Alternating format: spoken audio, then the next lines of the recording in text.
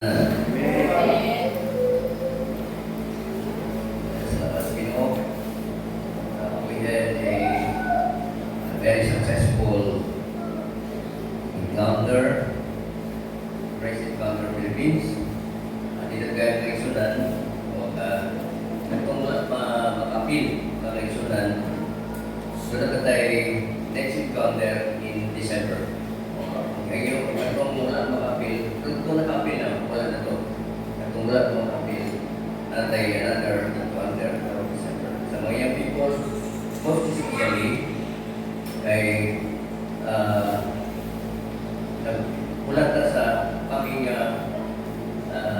youth camp sa 2026. So, salamat sa Ginoo. Amen. Praise God. I hope panalaginan mo sa Ginoo, kinatanan, di panalaginan sa Ginoo. Nakita na po mga kaisunan na ipagkapon pa ta, iatiman pa ta, huwag pa na patatrahuak, sila'y nakatimantanan, ikan sa pagsulod, ipagkakaman at pamahaw, pagkalikot ko kanihapon, ulit at susok tayo, usog tugot na sa ulong sino. Mana makikisunan, Ginoo, maayo panunay sa atong sa kinabuhi. Okay, ini kabutapon makikisunan, ato na sa atong next study, the series study about the unwaiting, and now our topic is about the gift of prophecy. Naging na siya sa anointing in the Holy Spirit. Sa kita kaigsunan, dili ni ko man ni kuiga, dili nga itong series. Bisan pa mga 5 years, dili yung series ni siya kaigsunan. So I hope doon na may mga notes, doon na may mga videos, mga hindi yung kaigsunan. Tungod kay hiningapunan sa Ginoo, kaigsunan. This is ABC. The meaning of ABC is accurate building concept. Accurate building concept. So, mag-iisunan, let's come to the gift of prophecy. Sa ating scriptures, we have 1 Corinthians chapter 12, verse 10. To another, the working of miracles, to another, prophecy. Say prophecy. Prophecy. Okay, sunod. Say prophecy. Ay tao. Ayo. Ay tao mo niya. Prophecy. Prophecy. Prophecy. So, isa pa. Prophecy. Okay. To another, discerning spirits. To another, diverse kinds of tongues. And to another, interpretation of tongues. Okay? Ang Ginoo mo nalangin sa iyong mga puno. Pagkamputan, mahanan mo langit nun, Diyos na kagagahon sa tanan. We thank you so much, Father, for the reading words, the reading Bible, Lord, about prophecy.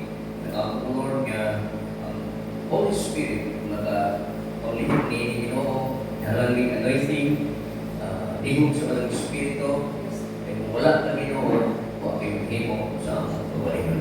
Kung dinianawa, ang Lord nga, sa mga pulong, hindi malabay kawang sa among igulungog, hindi na kayo musulod lang sa among panahuna, kung hindi musulod yun iha sa among Espiritu, mahimong kalanon sa among Espiritu. Sa among kasalamatan, lintanan, sa pangalan ni Jesus. Amen. Father, Son, and the Holy Spirit. Now let's come to the prophecy, the gift of prophecy according to the Holy Spirit. Now, according to the Bible, not according to me, but according to the Bible, the gift of prophecy is the Holy Spirit's ability to enable a person speaks forth. Okay? Doon ay kahulugan na ng tinawag o speaks forth. Ako nag-explain din niya. And or declare God's will to others, which can include encouraging or makakadasig, comforting o makapahubay, rebuking, magpagbadlong people as needed. So, himo na ko ni siya mga isyo na ang masaktan bitato, no? Pero di na magbalik-balik. Ang tumoy din ibutangan ang Binisaya. Okay. While it can involve predicting the future, its primary purpose is to foretell. Namun isa na foretell or communicate God's truth. Not just foretell events, and these messages must be consistent with biblical scriptures. Okay, balik ko na ito mag-exunan. The gift of prophecy is the Holy Spirit ability to enable a person to speak forth. Dinhi ba kaigsuonan, adunay duha ka kahulugan sa gitawag o the gift of prophecy. Tanaw na ito sa unahan makaigsuonan. Okay? The word foretell. Balik ka raw yan. Foretell and foretell. Ano foretell? Foretell. Okay. Dumanan siya makaigsuonan. Okay. Ini wrong spelling siya. Doon na rin E. Hindi siya. Doon na rin siya E. Yeah. Wala yung H. Foretell. Okay. Nasa ko pa type. No? Foretell naman. Correct na gini. Yung ano niyo. Nakatype din dahil niyo. Wrong. No, ayaw magtruha. Ayaw magtruha ako gihimo diha kay mo na to ang leading sa Holy Spirit. Okay. Ayaw din niyo magtruha ang akong outline. Okay, daman ako na siya sa daghan ayaw mga panahon. Okay. The word foretell and foretell. Mao na yung kahulugan sa Hosea. First, mo kinitawag ko F-O-R-T-H-T-E-L-L.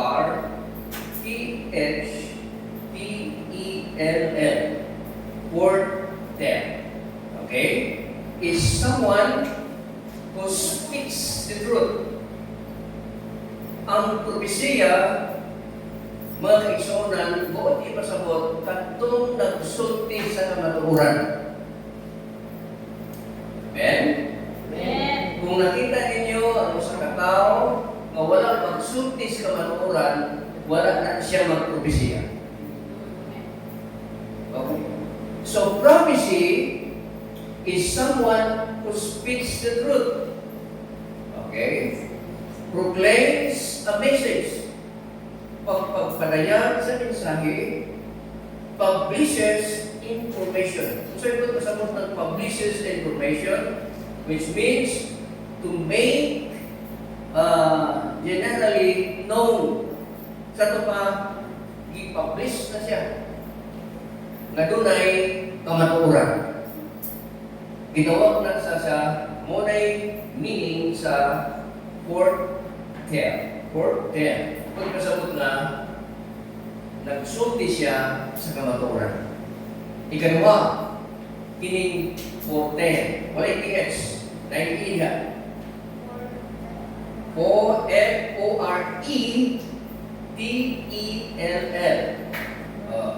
Foretell, to tell beforehand, applies to telling to the coming of future events. Okay? Sa tanong ko ito, para dili ito magka. The word prophecy is from the word foretell, someone who speaks the truth. And the other one is foretell, to tell beforehand, applies to telling of the coming of events. Buot ipasagot din mga kaigsunan, ang mga tao nagsulti sa kamatuoran o ang mga tao nagsulti sa maabot ng mga pakitabo. That is propesya. This title is for all. Salamat sa Ginoo. Para kaya mo tanong katong kasagaran sa ato mga mensahe sa Domingo para lang sa gitudlo sa Holy Spirit. Kini mga kaigsuonan tunay na niyo nato ni kay kini mo mensahe para nila tanan. Wala kami lang kung saan ito magamit. Okay? Like example, the prophet Agabus prophesied to Paul. Si Propeta Agabus, diya sa Book of Acts, mabasa niyo mga kaigsuonan, nagkapropesiya siya may tungkol ni Apostol Pablo, nag-ingon siya na sa dili madugay, ikaw kapuson o patyon dito sa Jerusalem. Nagsulti siya, nag-foretell siya sa ikalawang meaning na to. Nagsulti siya telling of the coming of the future events. Now, ikuha ni Prophet Agabus ang belt ni Apostol Pablo, o kanya ihibot sa kamot ni Apostol Pablo, o kanya matod pa sa malang kasulatan nga kining maong belt kining bakos ang tag-iya ini pagkapuson o pagkapatyon dito sa Jerusalem. O daghan mingon nga apostol ayaw adto sa Jerusalem. O mingon si Pablo, insakto na karon na ang panahon nga ako mamatay para sa Ginoo. So, mga kaigsuonan, the word prophecy o propesya na gitawag sa Biblia, una, foretell, and secondly, foretell. Nagsulti sa kamatuoran o nagsulti sa future events. Now, marong kaigsuonan. The main purpose of the gift of prophecy. What is the main purpose of the gift of prophecy? First is, the first purpose of the gift of prophecy is for edification. Edification. So, kung kita mo ng kaigsuonan, edification means to build up. Ang unang purpose sa gift of prophecy is to build up. Kung sa may pinisaya sa build up mga kaigsuonan, pag-lig-on. Okay. Pag-lig-on. The word build up kay ang gift of prophecy mao ang pag-lig-on and strengthening or pagtubo. Paglikon o pagtubo diha sa Ginoo.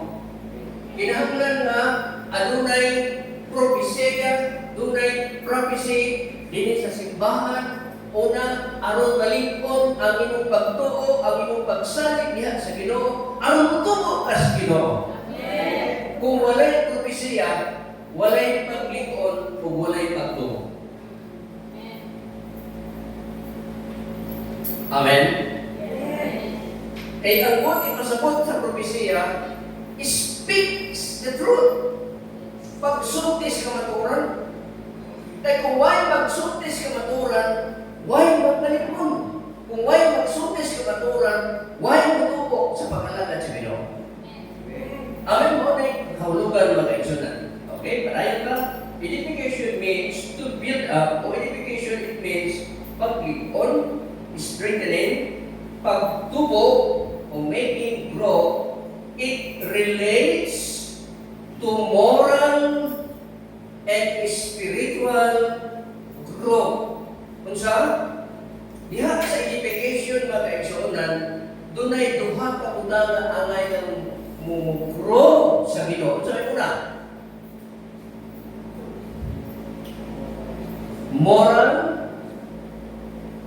morally o moral growth. Okay, ano sabihin moral mga kaigsuonan? Moral can be translated to moralidad. Sa Bisaya na moralidad, noun ka na siya. Or matarong, adjective.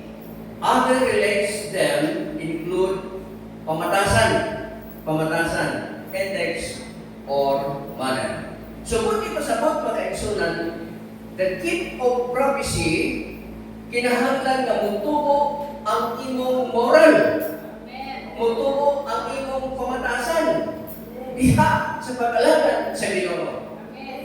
Kusog kayo na mong awit, kusog kayo na mong testimonyo, kusog kayo na mong hatag, pero akong pamatasan, wala mong pro. Amen.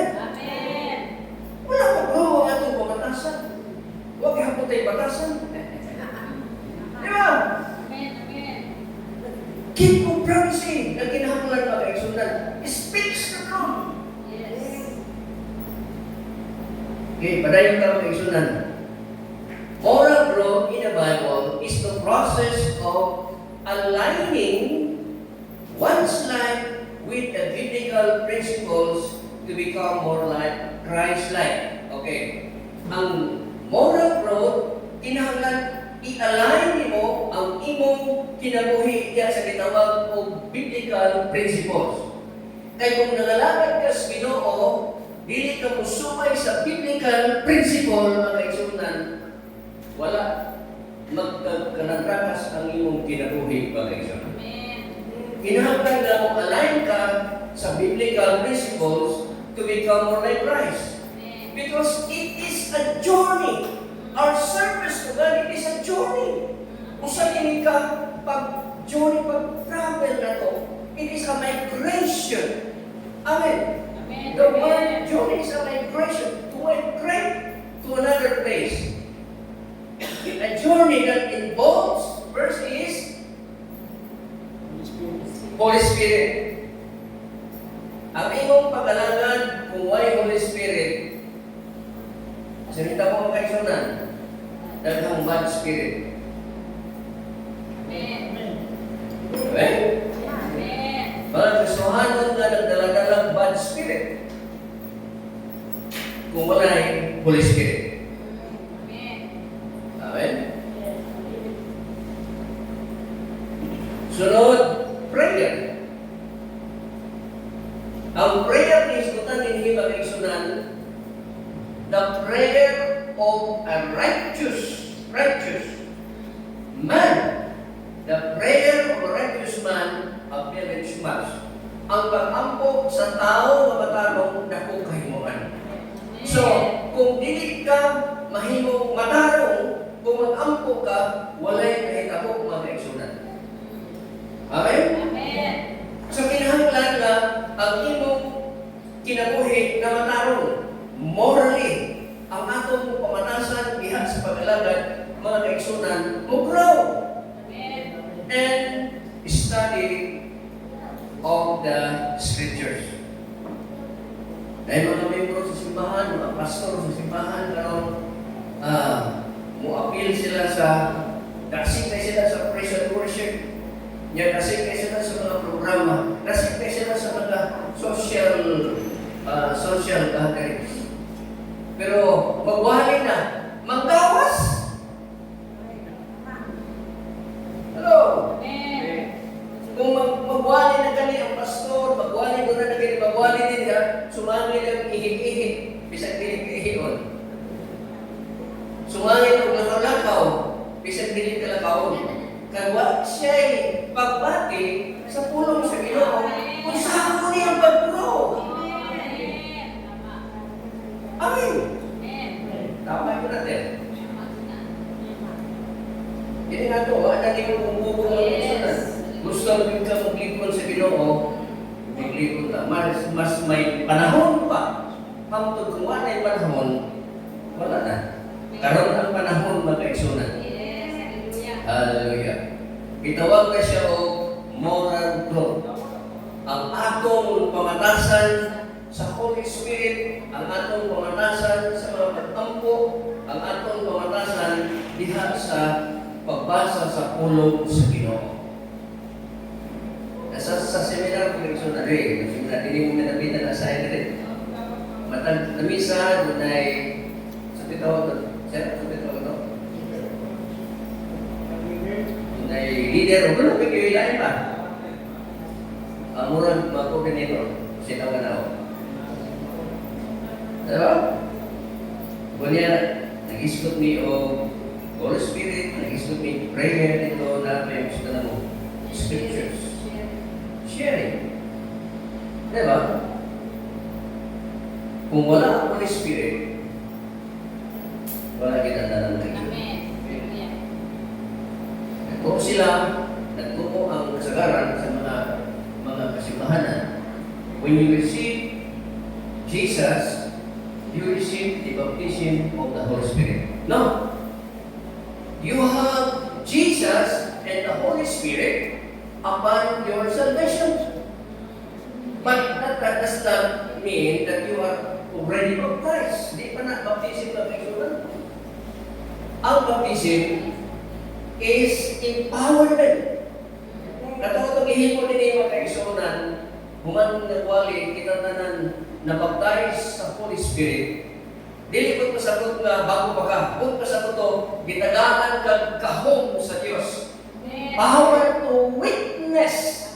Power to proclaim Christ. From Jerusalem, Judea, Samaria, to the other most part of the earth. Ika sa Jerusalem, Samaria, sa Judea, hangtod na sa kinatumian sa Yuta, nahimo kang sulugoan sa Ginoo, tagaan ka kahong.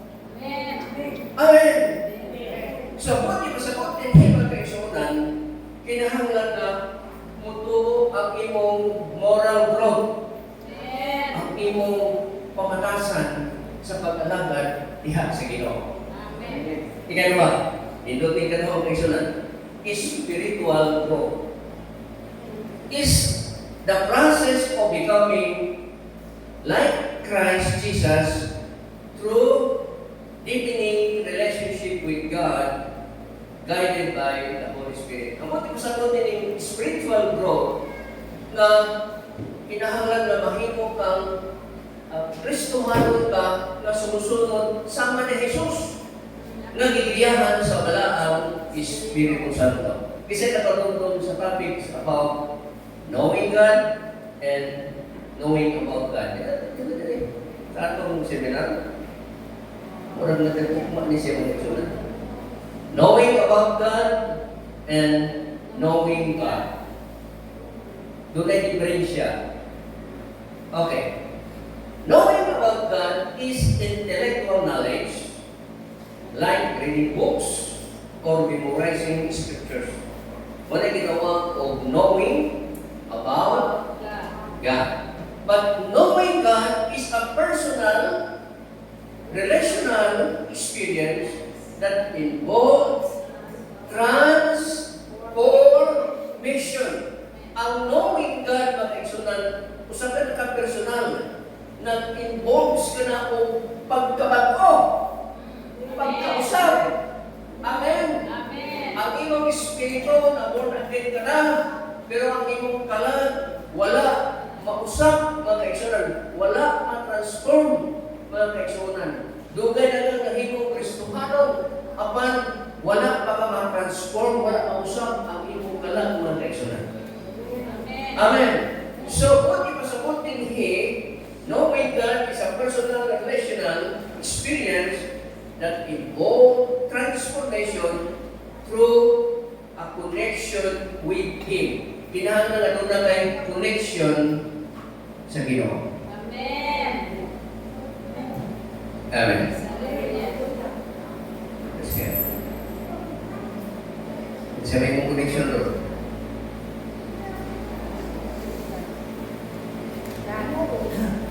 Sa langit, isa yung connection.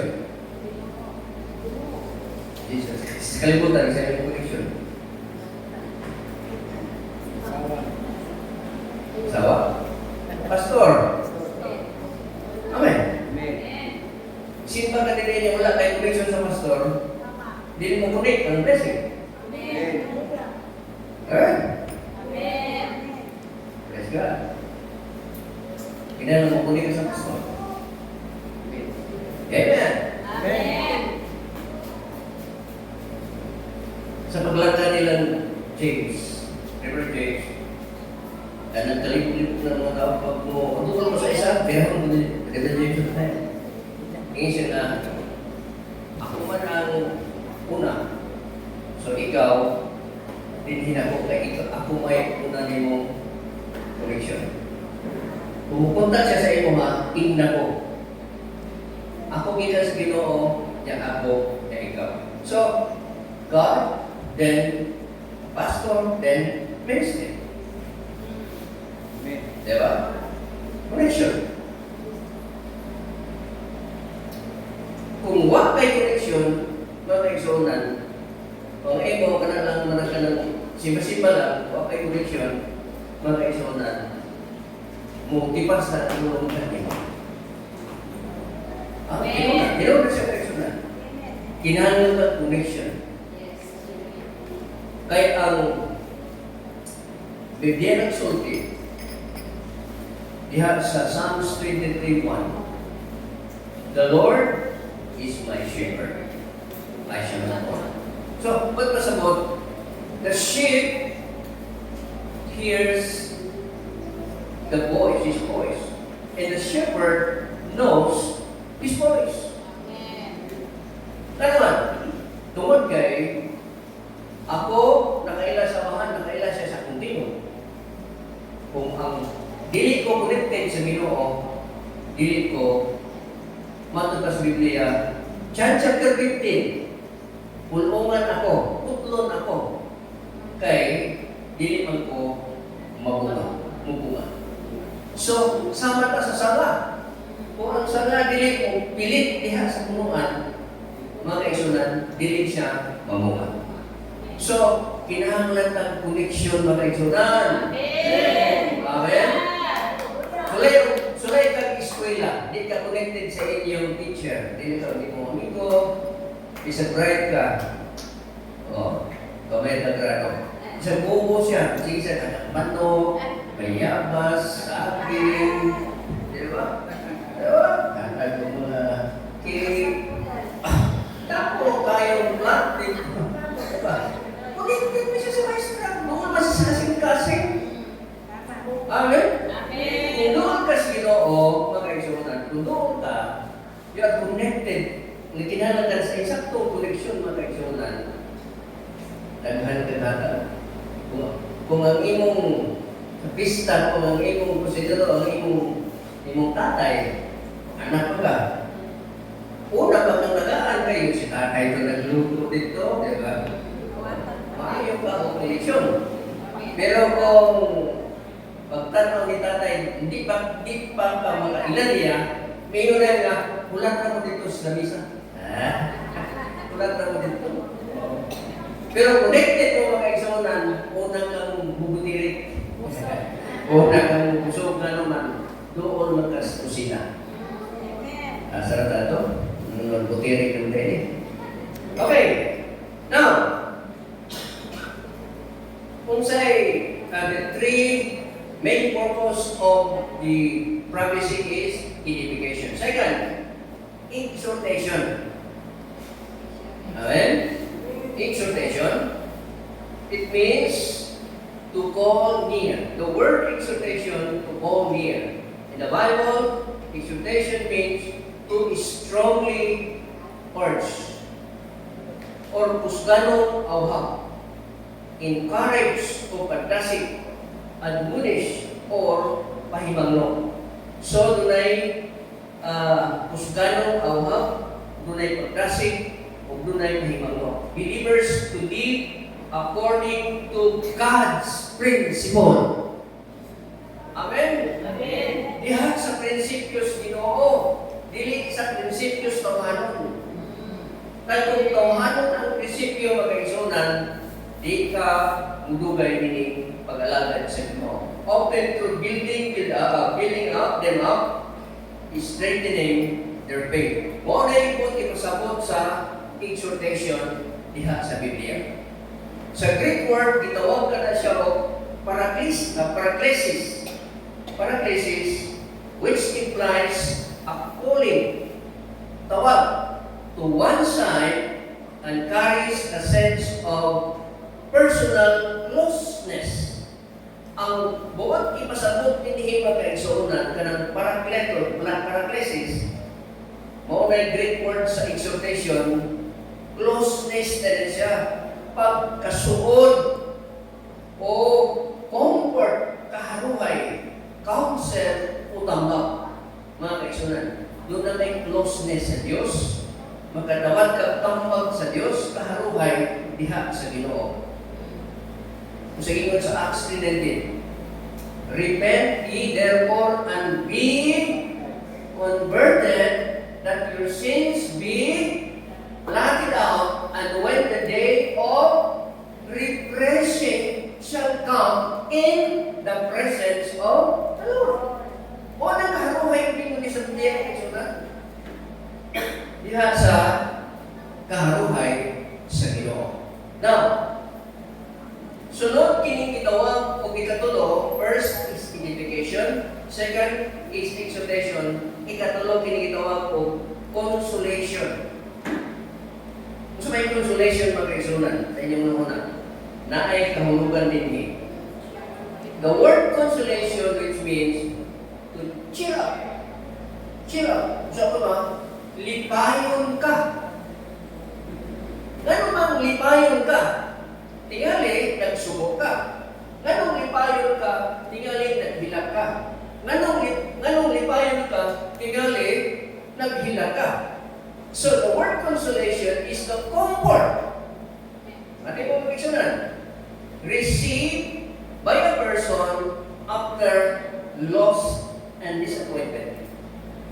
Kinsa may napili din napili. Dili napili sugal na. O doon na ginawag disappointment na ang gift of prophecy, the Holy Spirit na mag-comfort mo mga kaisunan. Secondly, consolation is a person providing comfort to a person who has suffered. Ang pulong consolation, sama na sa katao na gitagaan siya pabor, gikan sa iyang pag-antos. Gutom kaya siya. O kaya imo siya libera sa imong panibalay, imo siya ipakaon o na busog siya. That is a consolation. Number 3, consolation. In the Bible, consolation, it means comfort, encouragement, a solace, kalitang solace, paghubay, particularly for those in sorrow and distress. Diha sa mga basketball games, diha sa mga games pagkaisunan, maginatagay na sa mga prizes. Pero nga naman dunay consolation prize.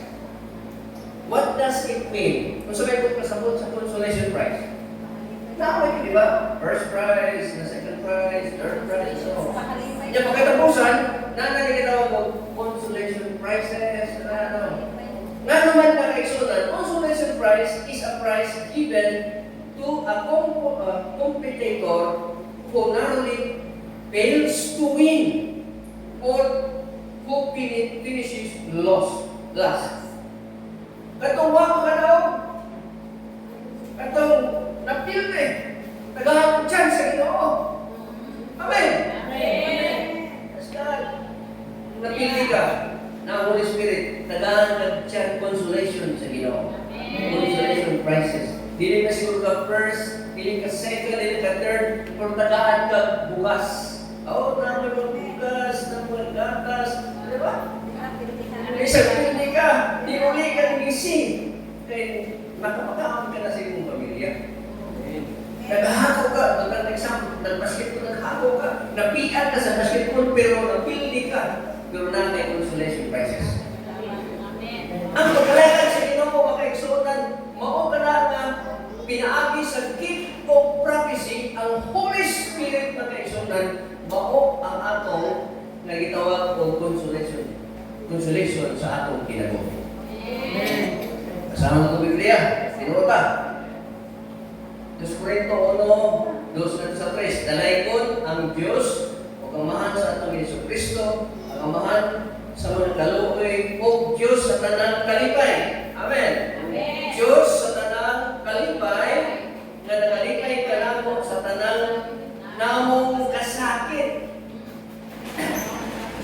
Anong nasakit man siya? Huwag man magkadaog.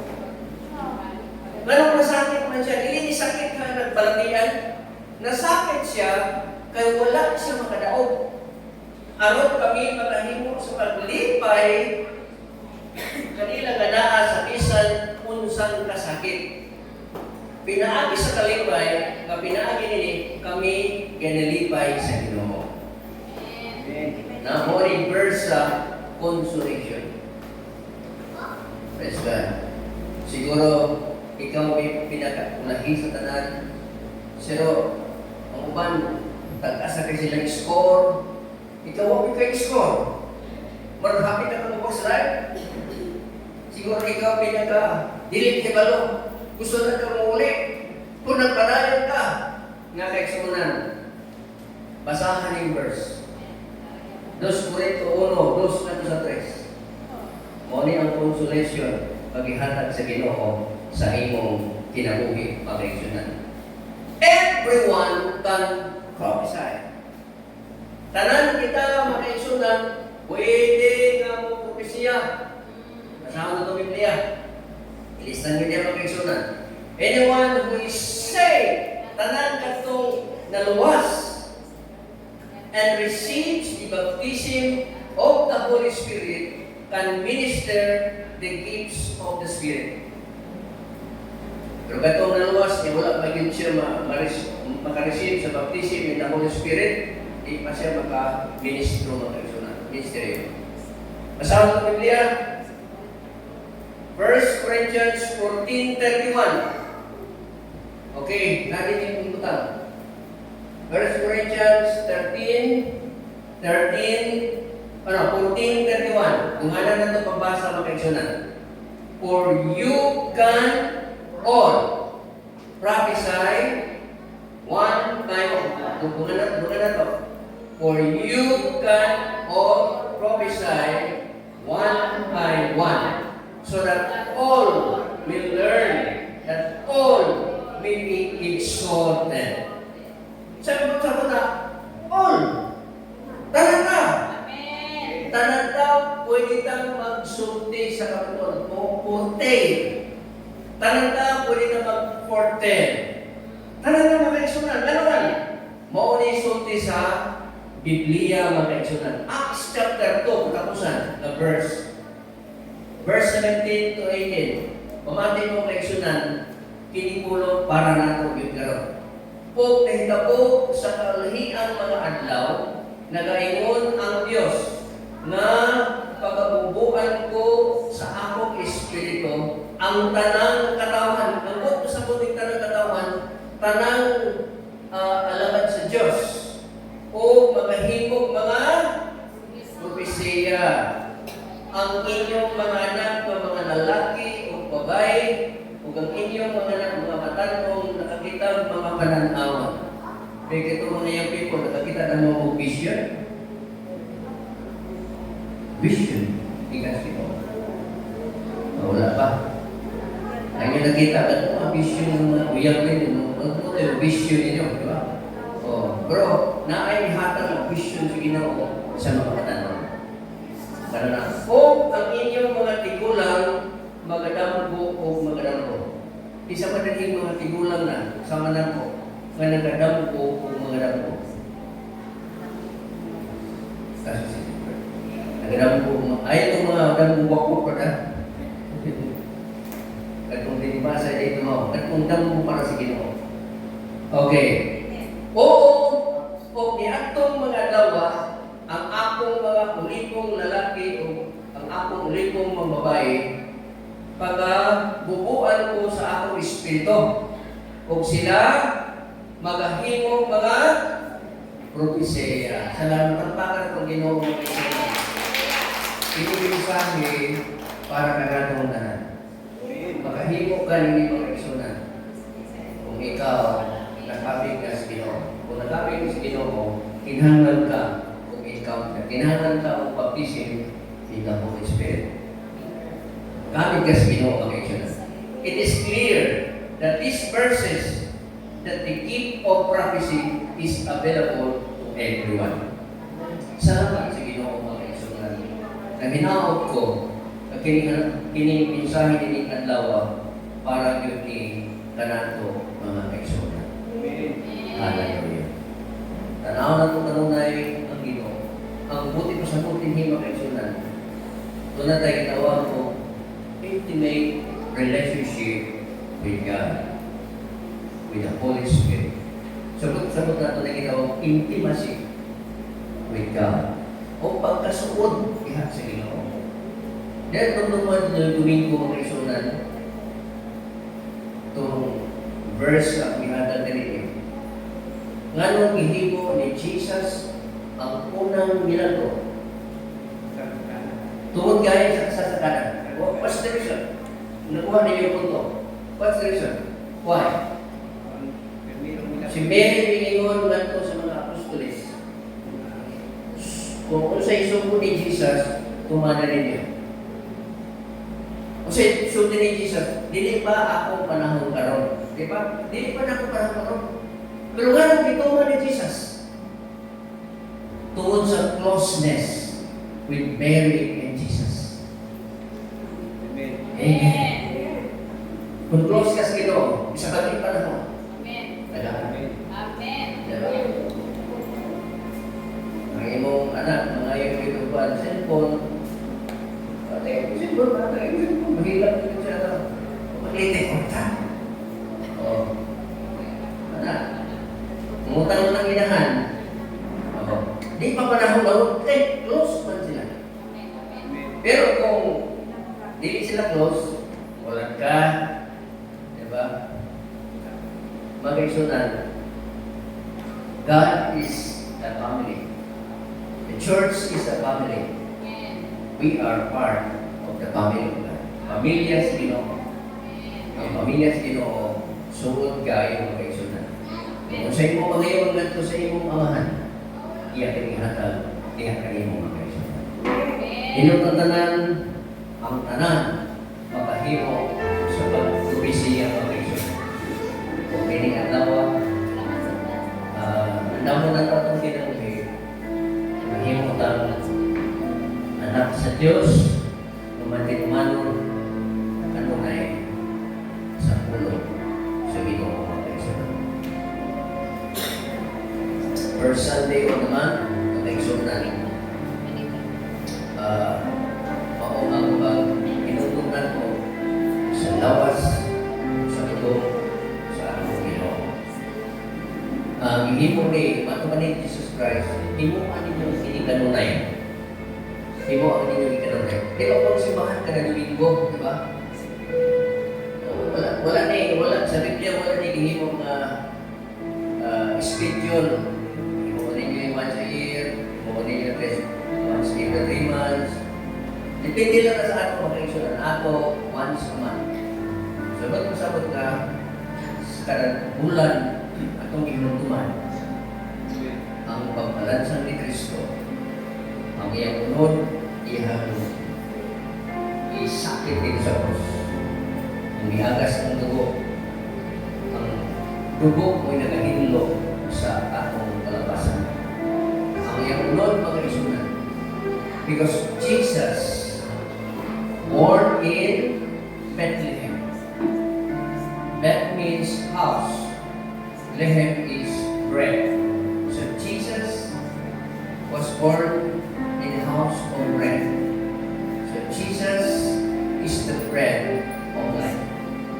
So when we partake the bread, ay naman na ako kung sana, you partake, imong i-partake pag-isunan ang body of Christ. So, ini mga tawhanon na ng elemento.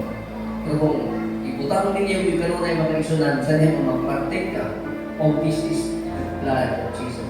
Oh, this is the body of Jesus. It's the bread, tinapay, dugo, na nakahindo sa atong kalabasan. Okay? Kung ihayag si Pastor Rulo, marami ko sa babae, si Pastora, si Sister Rodia, palihim na mga iso ng tanan. Wait na mga iso na Hallelujah,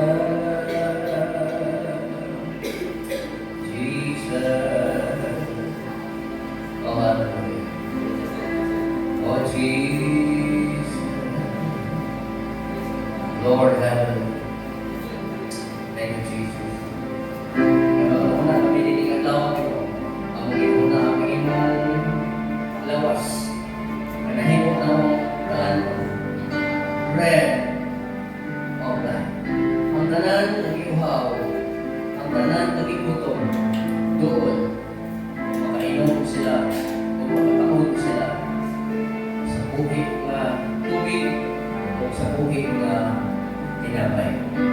So, hindi kong lawa, mga kaisunan, ano siya kami. Hallelujah. Jesus is the bread of life. His blood wash our sins. Ito sa atong mga kabasan o kasalanan. O kaya simpulo o kaisunan. Siya atong pagkainahanglan, sa ato siya minumduman kanunay mga isunan, sa atong kalawasan na naabot diha sa Ginoo, minumduman nato kanunay ang atong Ginoo.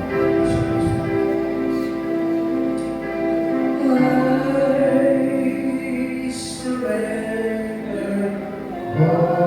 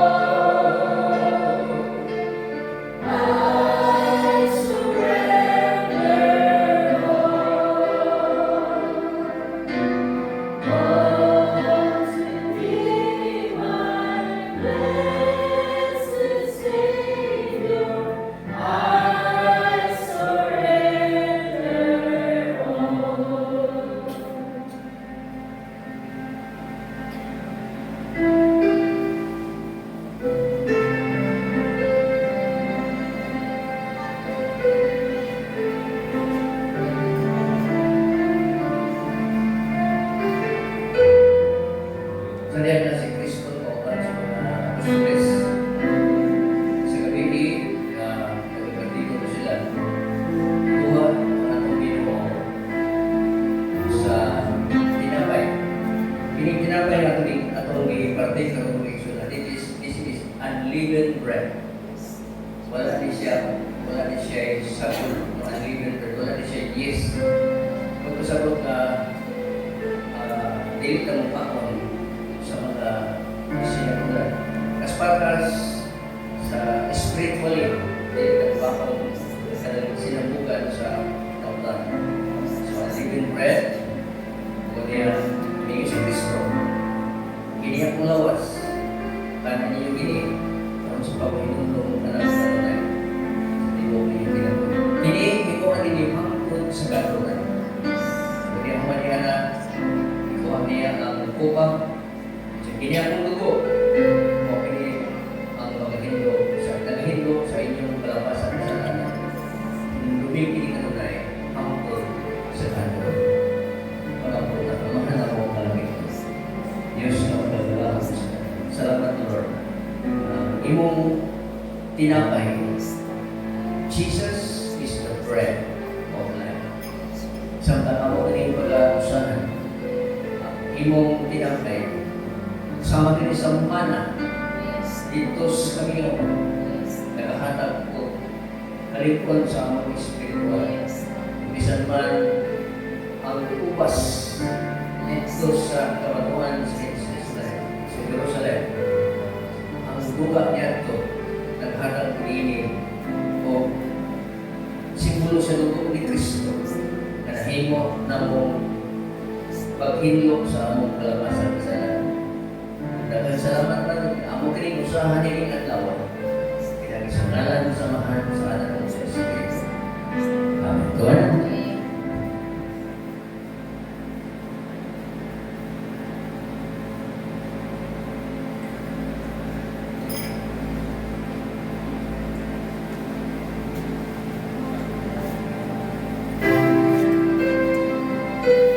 Yes, Lord. Hallelujah. Thank you, Jesus. Daghang salamat sa Ginoo. Hallelujah. At mga sa mga tulong. Kaya naman ang sulatan. Ulahan ka mo. Nagatuman sa aking mga tulong. Ulahan ka mo. Ulahan kita. Bisan sa gagmay, sa ginagmay. Ulahan kita. Hallelujah. Praise God. Amahan ako kalagit ko. Dili kagabi katuhon, tapos sa among pulang. Samtang kami nihinig ito, na magabulag-bulag ay kami, ikaw mag-bless ko ng tanan. Panalangin ka ng Ginoo, buksiman. Ang imong mga pulong, Lord, magapamuhat ko sa amalan kasing-kasing. Ang imong mga pulong, Lord, magatubo ka to, mutubo ang among moral growth o spiritual growth. Ang among pamatasan, ang among knowing about God and knowing God. Sa naman, dito ka na malikod ang among pagtubo ng kanino Pinoy. Hallelujah. Daghang salamat din inatawan ang tanang dumog himaya ang pinighatag niya kanino Pinoy. In Jesus' name, Amen. Amen. Napakinggan niyo